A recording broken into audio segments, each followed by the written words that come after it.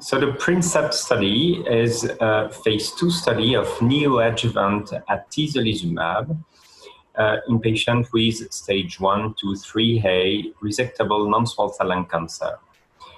The particularity of PRINCEPS is that all patients receive only one injection of atezolizumab, and the surgery was very quick after the injection, 3 weeks. And in fact, the patients had surgery at a median time of 24 days. We enroll 30 patients, all receive atezolizumab, and all had surgery.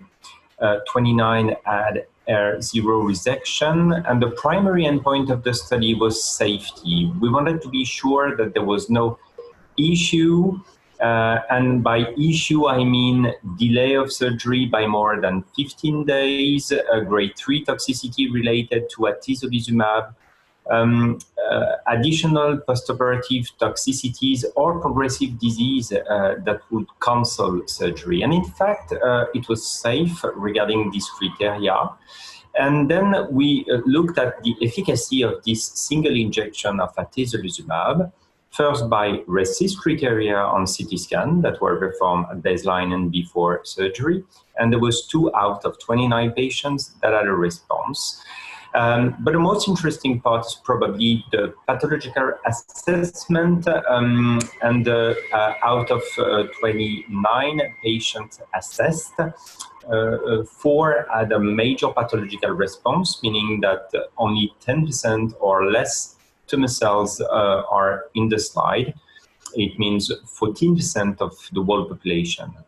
41% of the patients had what we call pathological response more than 50%, meaning that less than 50% of tumor cells are in the slide.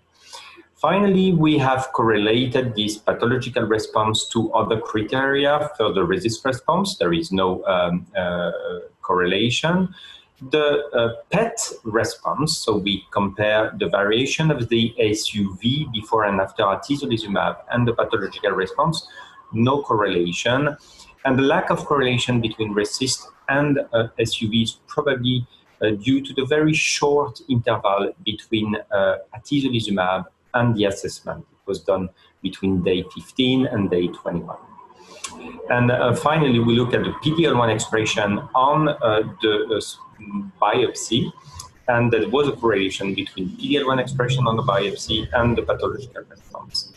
Now, the next step will be to analyze more deeply the immune infiltrate, because in this study, all the patients had surgery in the same center, and all the fresh tissue was brought to the immunomonitoring lab in order to deeply characterize the immune infiltrate.